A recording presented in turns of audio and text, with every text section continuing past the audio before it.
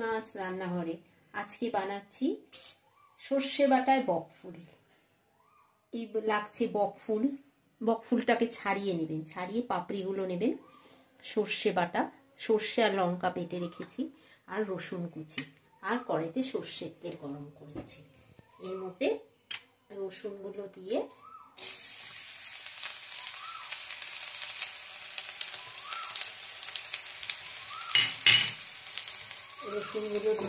ভেজে নেবেন। রসুনটা ভাজা ভাজা করে, বেশিক্ষণ সময় লাগবে না, খুব তাড়াতাড়ি হবে, খুব খেতে টেস্টি।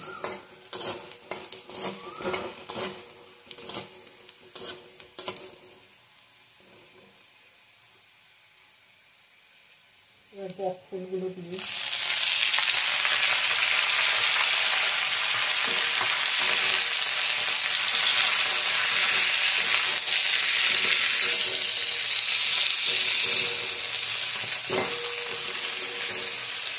একটু হলুদ আর অল্প একটু নুন দিয়ে দেবেন, স্বাদ মতো নুন দিয়ে দেবেন, দিয়ে নাড়াচাড়া করবেন।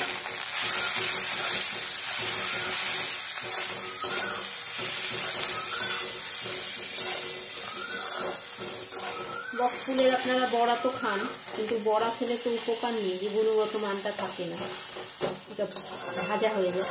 তাই এইভাবে করে খাবেন, যাতে গুণগত মানটাও বজায় থাকবে আর খেতে খুব টেস্টি।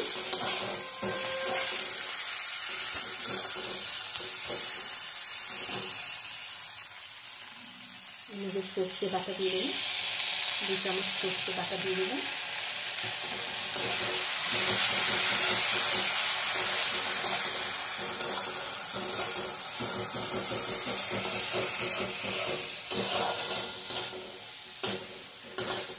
অল্প হবে, কিন্তু খেতে খুব, গরম ভাতে খেতে খুব ভালো লাগবে।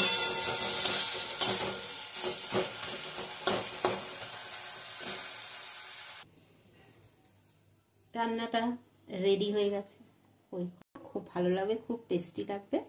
আজকের ভিডিওটি যদি ভালো লাগে আপনারা লাইক শেয়ার করে সাবস্ক্রাইব করে কমেন্ট করবেন। Thank you.